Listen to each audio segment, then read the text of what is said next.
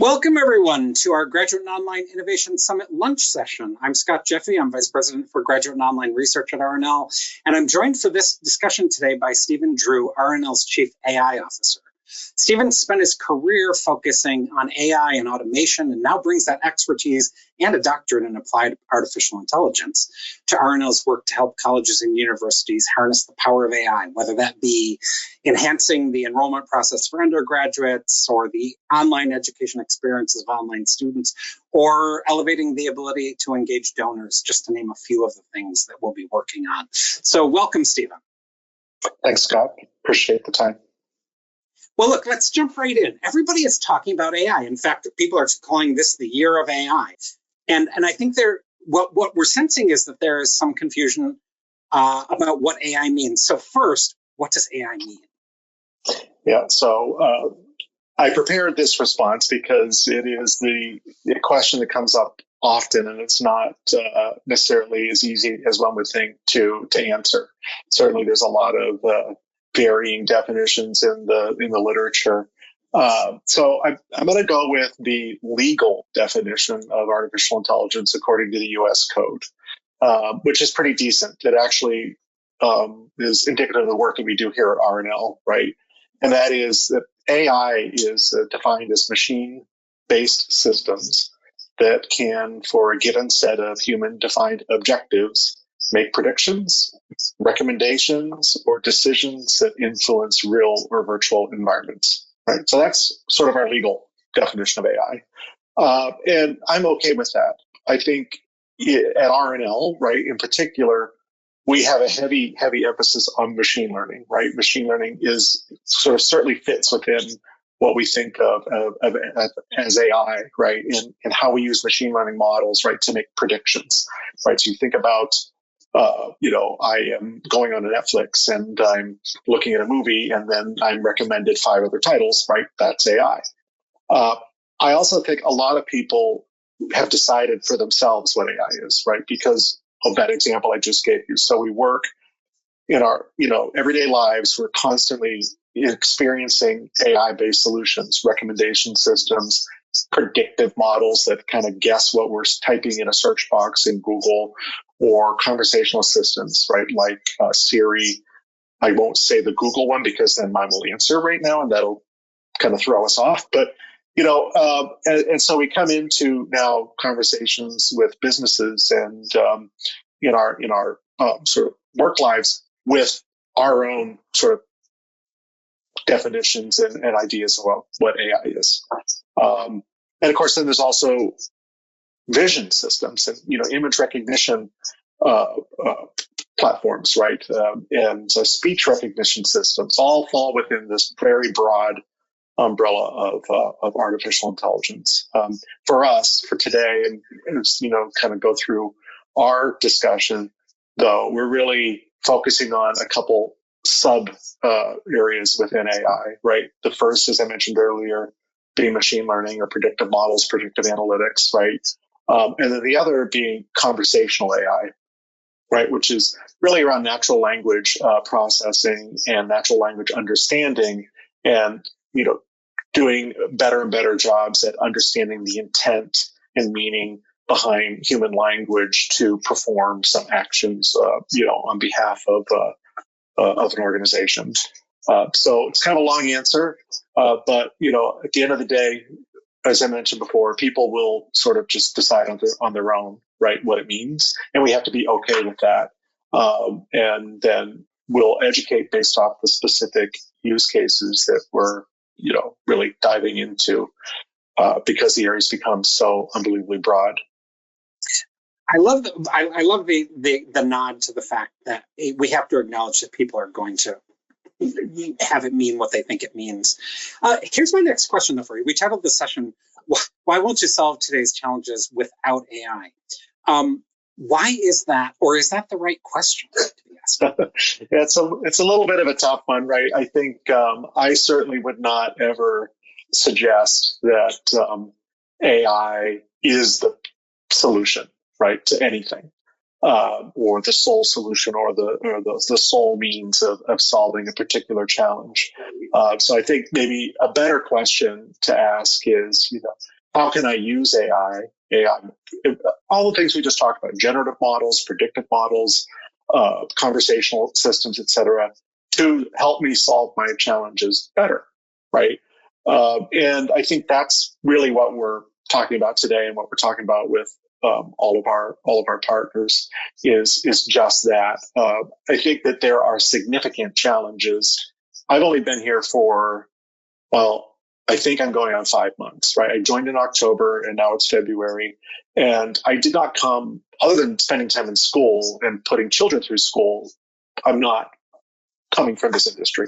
I've certainly never sat in the shoes of a fundraising leader or an enrollment leader in any way, shape, or form. But I spent quite a bit of time with a lot of our clients over the past 4 months. So I'm starting to get a sense of the types of challenges that these, organizations are facing. I think, one certainly has been lack of resources, right? And just this incredible pressure, right, that's being put on, these leaders to achieve very difficult to achieve goals with, sort of this dwindling population of people to go to, whether it be either of those fundraising or enrollment use cases, and sort of being in a competitive environment. So speed, efficiency, accuracy become, incredibly important. And I think in that case, AI offers great promise, right? Because it does allow us to make better predictions, get to insights into data faster, engage in different ways. And I think ultimately, too, and maybe most importantly, create a more personalized and relevant experience for the stakeholder, right, that we're engaging with, whether that be a parent or an alumni or a future student, a high school student, a current student. And I think that's where you're going to see the a significant amount of advances coming from us and organizations like us, is to really tie into that combination of knowledge of the individual, appropriate knowledge, right, that we kind of derive from the work we do with our clients, along with the sort of amazing predictive powers of AI models and the conversational powers of generative models, where we can engage in a way that becomes much more meaningful, and that ultimately should result in reducing the pressures on those groups that I mentioned earlier, because we're now getting to faster and better results. I think the other area where we're really looking to help solve challenges is in better understanding of the data that we have, right? And we'll talk more about this, I think, as the conversation goes on. But we are leaving the era of SQL and dashboards quickly, right? And if you think about the history of SQL, right, as an example, this was something that was positioned as a business user's language to get to meaning within data, right? So I'm going to teach you a simple syntax and language, and with that you'll be able to, on your own, kind of go into your data and figure out what's going on, right? And of course, that was not the case, and we ended up with an entire job family around SQL programmers and data analysts, and et cetera, right, that are there to support leaders to get the data that they need. And that has been okay, right? And I think the pinnacle of sort of that era that we're leaving was things like, very complex, visually appealing, advanced dashboards with maybe even some predictive sort of elements built into them. But the time to create that is huge. And the skill sets, right, required, despite low code environments and all these other things, is huge. And so, we've still been somewhat limited and reliant on these experts to put together views of data for us that help us make good decisions, right? So I think we're putting that in the rearview mirror, and we're starting to look forward to conversational analytics. And that means, instead of relying on my own personal expertise or some colleague or staff member to build something for me, I should be able to simply type a question and get an answer, right? And now we can, right? And we're deploying solutions that do that. And that will allow a leader who's facing a challenge to help understand what the causes of that are on their own by simply asking open-ended questions. What's the cause of this? Or why am I seeing this particular thing go down? And that applies to every industry, not just higher ed, but I think it's going to be particularly useful in our industry where have this sort of potentially recruitment challenge or fundraising challenge that we're trying to improve on, yet we are still limited by somewhat archaic means of analyzing our data. So that's really where AI is headed, is moving towards natural conversations and conversational interactions. I mean, honestly, it's Jarvis, right, that we're sort of moving towards. And so that's a reasonable sort of aspirational, goal, because we've combined language models with predictive models, and they're all kind of coming together, at the same time very nicely. That, any questions on that? I know I talked quite a bit, but hopefully that makes so much sense. And of course, I know you've shared with us some of the things that RNL is doing, and I know you're going to talk about those before we finish. But that all comes together as you were talking. But let's talk about that challenge a little bit more. The enrollment situation at colleges and universities is challenging. Everybody knows that. We're just about to hit the demographic cliff. Long talked about, but it's supposed to be hitting 2025, and now we're a year away. So the notion is that it's going to hit the undergraduate level first, and then it will ripple through the graduate level. How does AI help institutions engage today's students who expect instantaneous and personalized response? This seems to be the way that institutions may be able to win the student in a much more competitive environment. But what are your thoughts on that? Yeah, I agree with you. I think that I want to use a word that might cause post-traumatic stress disorder for some people, and that's chatbot. And, it's funny, bots have been around for a long time. Most of them are horrible, right? I mean, you can just point to example after example after example of failed attempts to create some type of conversational experience that sort of does two things, right? Answer questions, tapping into some large knowledge base, and then guiding people towards some sort of self-service action.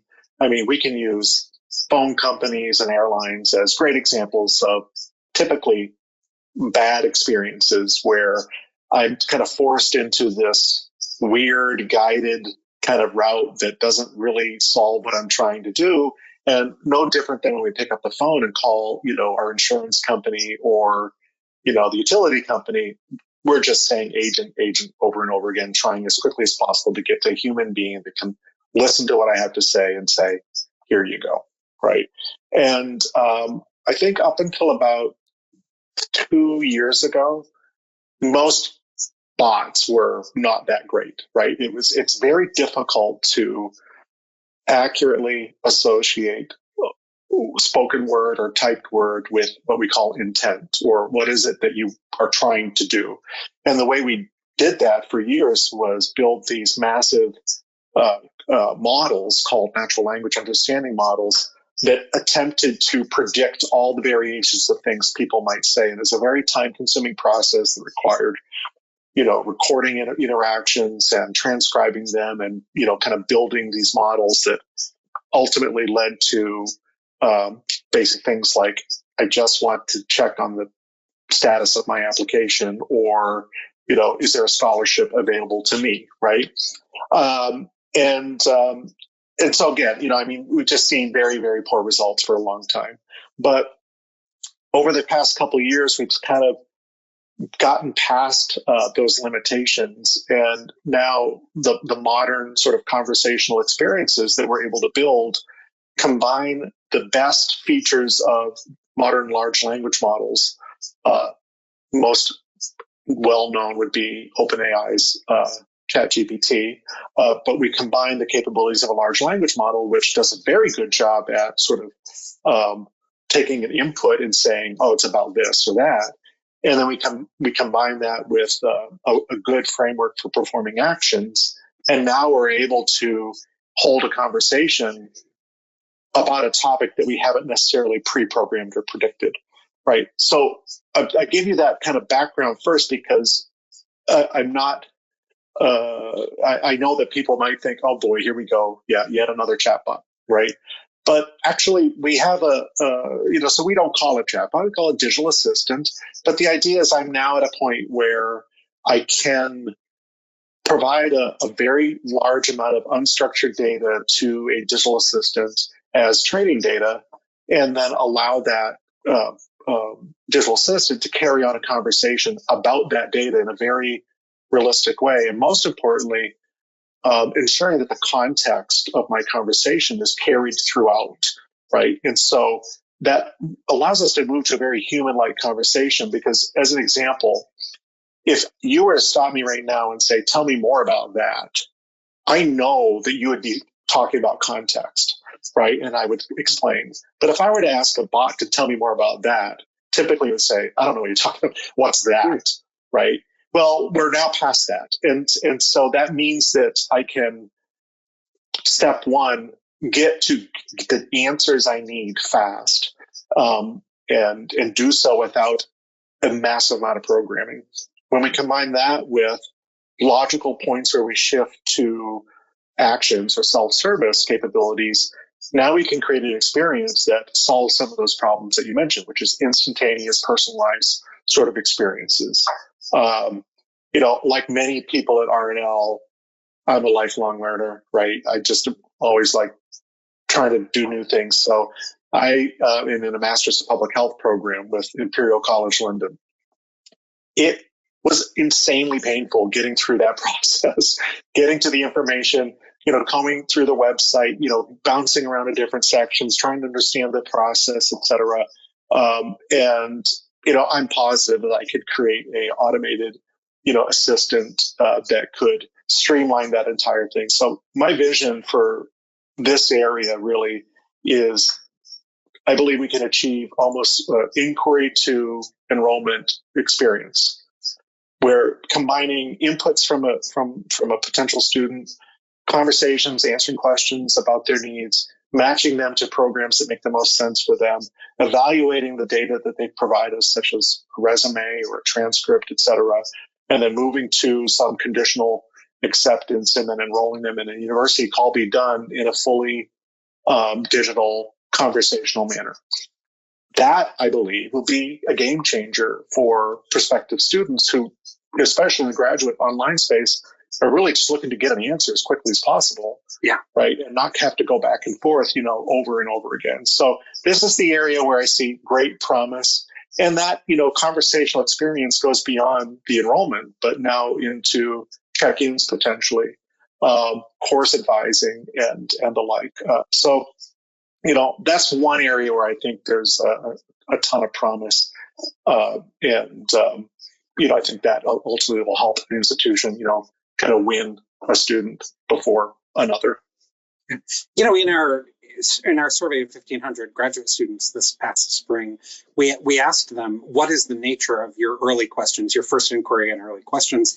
And 75% of them almost said very process-oriented things, not the details of the program. The beauty, I think, of the potential for AI is that it will eventually be able to handle both all of that first part and some of the second. I often think that the misinterpretation possibly of that demand or expectation for personalized and instantaneous is being meant to assume that it all has to be human driven. And I just finished Paul LeBlanc's latest book called Broken, and it takes me back to 15 years ago when we were doing market research for him, when he was envisioning these kinds of things as far back as then in very different worlds. But what he writes in this new book is what they're doing in essentially the conversational assistant space, let alone anywhere else, is providing good instantaneous responses to all the things that even students, he documents in the book, even students don't need a human being to do. And that frees up the human beings to do the things that even the most sophisticated AI shouldn't or can't do. So it's an excellent point. You actually triggered a thought there. I come from the conversational AI world, right? So my prior roles, as I mentioned earlier, are really not, kind of EDU focused. But it's not surprising that 15 years ago he was saying these things, because we've been saying this for a long time. The challenge has been actually doing it well, right? And it's the theoretical possibility was there, right? If assuming I have a great enough understanding of all the things a person might say, and I take the time to build an amazingly accurate, natural language model, et cetera, I could put together something that achieves this sort of intuitive, flowing conversation, right? And there are cases where that was done. It's just the effort to do so was through the roof, right? And so the likelihood that organizations would commit that amount of time and effort was low, and that's why you ended up with so many examples of mediocre experiences. And now we're really shifting to a point. And look, there's many challenges and drawbacks with generative models, large language models, et cetera. But this is one area where it's a good use case, right? Because we're combining what I call ground truth, right? I have data I know to be true, and I just need to talk to that data to just pull out what I need in a very intuitive way. And I can kind of train my bot on that data and know that it's going to be constrained by that and that alone. And that allows me to combine fun conversational capabilities with relevant, factual, responses in a relatively straightforward way. So interesting. Let's go on to our next question. So we know that data analytics drives successful marketing and recruitment strategies. But how can AI help enrollment managers analyze their data and uncover the strategies that will help them, reach their enrollment goals? Mm-hmm. Yeah, I'm going to kind of refer back to something I said earlier, right? It's the shift to the conversational natural language interface that will allow these enrollment managers to analyze their data. Because if you think about the components required to do this, you have presumably a very large data set. Maybe you are using Slate or Salesforce or whatever, right? You have your CRM data, and you have probably tons of reports and stuff that have been built over the years. Each of those reports probably answers one or two questions that somebody had at some point, right? I mean, if you think about what starts as like, okay, I need to know like the breakdown of, whatever, gender in this county that's interested in these programs or whatever. And so you've got these sort of dashboards that have been built over the years to answer these very specific questions. Well, if you take all of that data and then combine that with a language model that's designed to understand and sort of extract data using natural language inputs, then instead of saying, hey, go build me this dashboard, I can just ask my question, right? And I can ask different questions over and over again, right? So AI, in this case, when we think about conversational analytics, we'll call it, is going to allow people, going to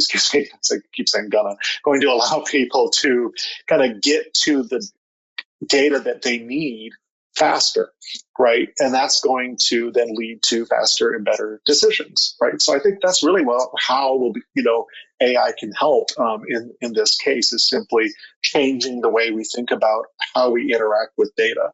The second day I was at RNL, I went to our customer advisory board, and I was meeting with some of our clients, fundraising, graduate online and undergraduate enrollment leaders. And someone said to me this exact thing. They said, I wish that I could just talk to my data like I talk to ChatGPT and just ask it a question and get my response. And my answer was like, well, come back in 6 months, Yeah. right? Because that's exactly what we're doing. And it really will completely change the way a leader thinks about accessing and, kind of drawing meaning from data. And then we'll go beyond that, right? And beyond simple question answering to what's changed and why, right? And if I understand what's changed and why has it changed, then now the next logical question is, well, what's going to happen next, right? And ultimately we'll move into a natural language experience that is allowing me to predict future, trends, right? All through that combination of like structured data, RNL generated data, AI models, and a very intuitive natural language interface. Interesting. So you're mentioning a predictive analytics makes me think of the next question. So last year was the second year in a row where the graduate market produced more degrees that were either fully online or partially online than classroom degrees. This concerns a lot of institutions, even those who embrace online education, because they worry about the quality of the experience or persistence or many other factors. So how can things like predictive analytics and other AI tools help in this regard? It almost build the case for online among the skeptics. Mm-hmm. Yeah, it's a tough question for sure. I think that we like RNL, and I'm sure universities and others regularly survey students, parents, et cetera. We're asking these questions, and a typical survey, right? You have your Likert scale, and you're going into Qualtrics and generating your analysis, et cetera. And then more likely than not, you have some open-ended question. Is there anything else you'd like to say, or something along these lines? Mm-hmm. And, in most cases, that data is just sort of glanced at, because in reality, how do you deal with this? How can I take 5,000 survey responses where, I've got sort of 5,000 open-ended general statements and make sense out of those, right? This is an area where natural language processing and large language models can really help a lot.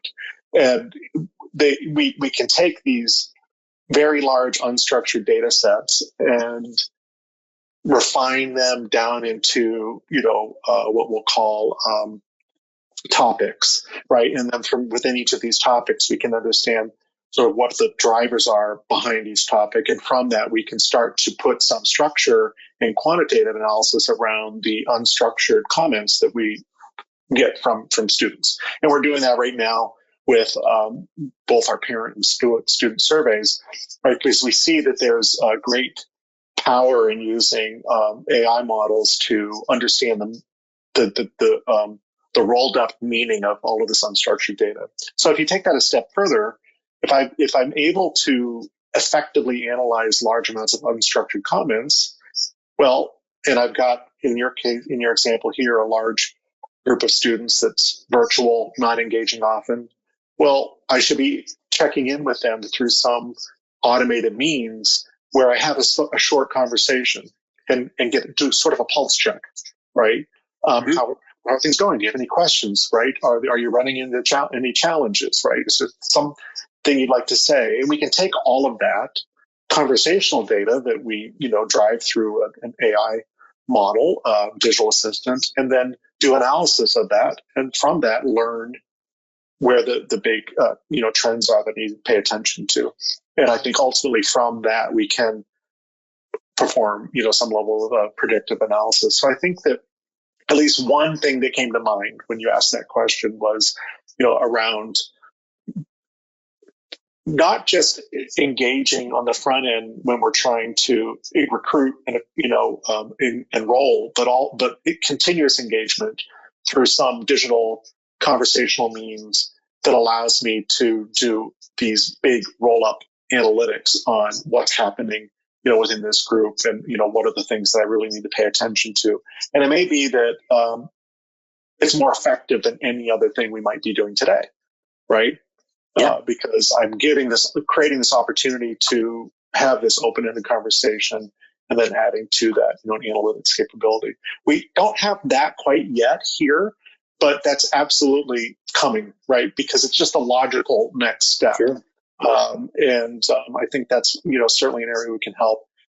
David on my team has about 15 other ideas in this area, so we could probably have a whole follow-up webinar, on this topic. But that's kind of a starting point. Well, again, LeBlanc in his book went into an area where he was talking about how they're using predictive analytics as they've built an early warning system. And you would understand what he was saying in the book better than I, but they're using this proactively.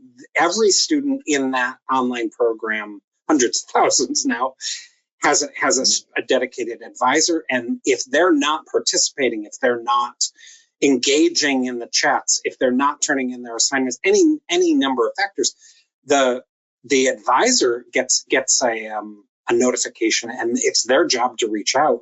And as I read that, I thought, the conversations I have with campuses that are in that skeptics at best online, they're always worried about how we're going to recruit these people in, and we're going to enroll them, and then they're not going to be prepared. They're not going to be able to do the work. They're going to drop out, and they're going to have all that debt.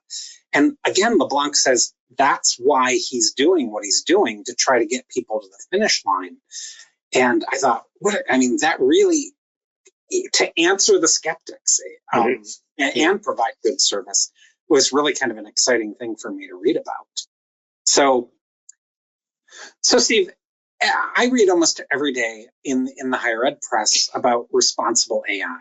What is a responsible AI, and how is RNL responding to being responsible in AI? Sure. So it's a broad area, right? To sort of dig into. So let's just touch on some of the most important points. I think the first is really around appropriateness checks and using the right model for the right sort of use case.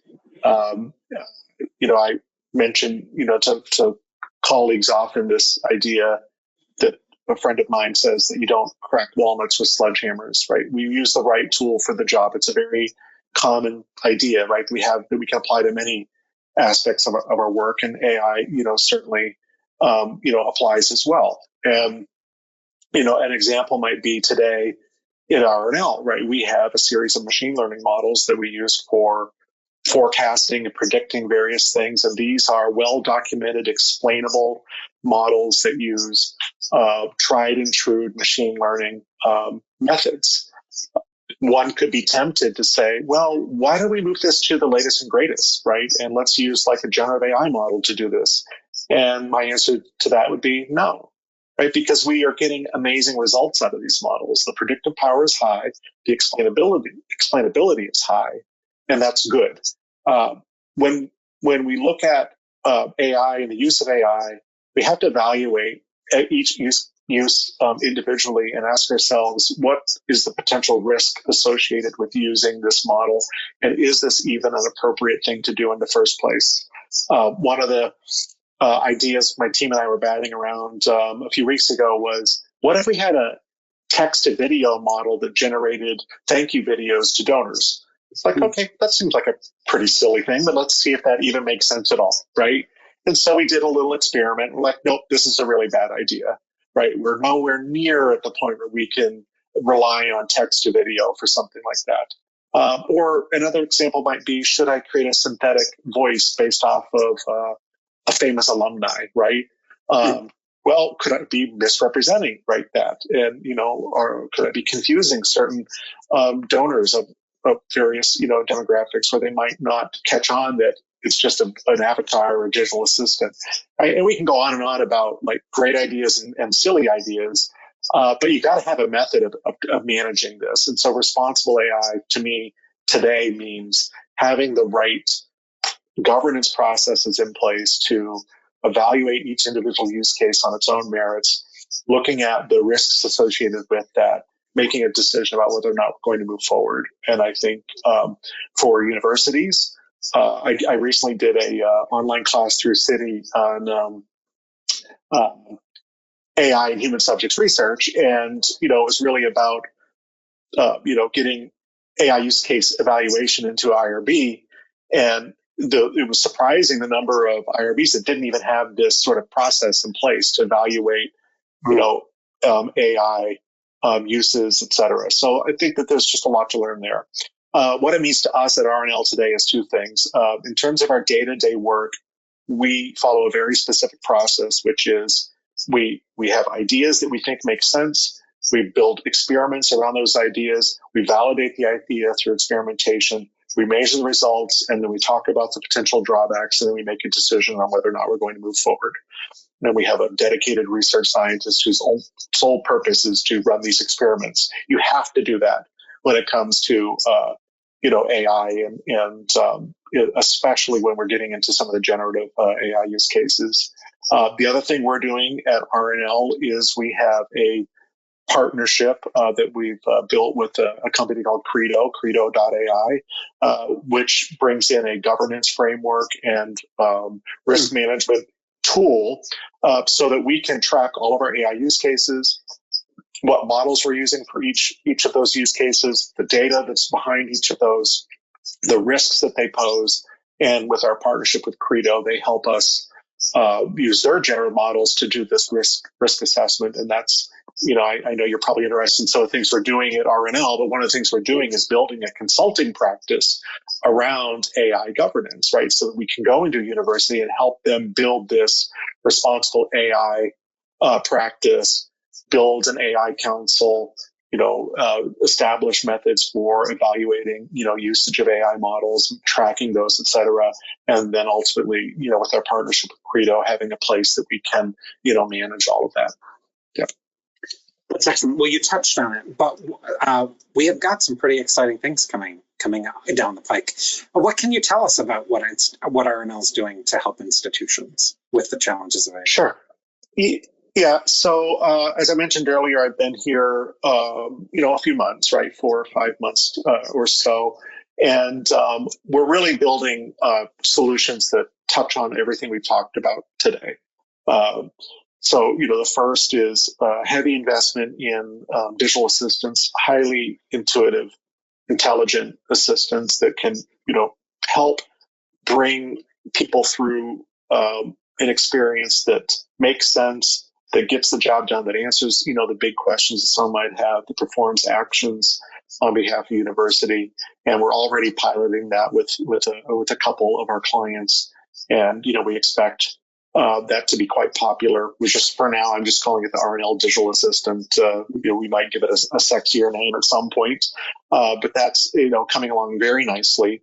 The other is analytic solutions. So we are deploying a data analytics platform that uses the natural language input to get to, insights from data. It's very cutting edge, and it really, initially we've started with integrating that with Slate. We have an active integration built with Slate. We're building integrations with Salesforce, and then ultimately we'll bring in all of the data generated by RNL during the work that we do for our clients. It'll give leaders this sort of virtual data analyst capability where I no longer have to ask someone or on my own build something, but simply ask the question. That too, we're actively piloting with a couple of our key partners, and the feedback so far has been very, very positive.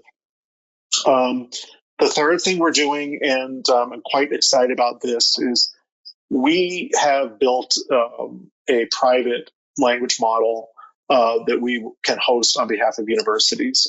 And so, I think maybe most on the call that follow, like Inside Higher Ed, saw an announcement about a partnership between OpenAI and Arizona State.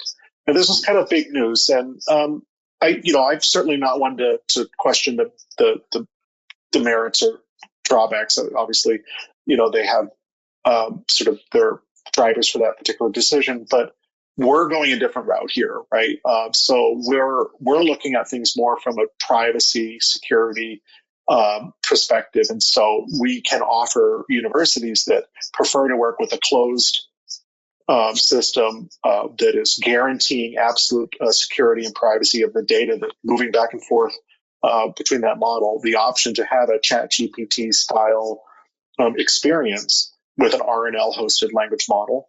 And that also allows us to train that model on knowledge, right? So an example could be, let's train it on our course catalog so that we can maybe do a better job of assessing a transcript to determine which courses might be a good match, or use it to evaluate an admissions essay, or perhaps use it to write blog posts quickly, or tweets. So there's multitude of use cases which the team is coming up with, but the foundational technology, which is our ability to host and manage on behalf of universities an advanced conversational bot, right, large language model for general purpose use cases, is something that we'll be deploying in Q2. That is so exciting. And when you were talking about it, I just thought that was fantastic. Yeah, I'm looking forward to it. Hopefully some folks on this webinar will think, hey, that sounds interesting, because I'd love to hear people's ideas, right? I think the biggest challenge I have where I could really use help with is, right, we need ideas from our clients on what would you like to see from these sorts of things. We've built the foundation. We think that it's an amazing foundation, and there's sort of an unlimited number of use cases that we're going to be building, but we also need to get some input. And so that's why we're piloting solutions and, getting feedback quickly and tweaking things as we go. Well, that's excellent. Well, Steve, thanks for taking the time to do this with us today. For everyone that's listening to this lunch presentation, if you would like to talk with an RNL expert about AI or provide feedback, as Steve just said, look on the top of each session today for the opportunity to request a quick consult. There's also an opportunity on the homepage of this event to request a quick consult. When our enrollment expert reaches out to you, let them know that what you're interested in is this issue of AI, and we'll funnel you in the right direction. But we would love to have that feedback. And Steve, thanks so much for suggesting that. That is so the spirit of RNL, that because we do really want that kind of feedback. So thanks everyone for joining. Sign up for a quick consult to hear more about this or anything else. But let's go on with the show and finish out our day. Again, Steve, thanks for joining us. Thanks, Scott.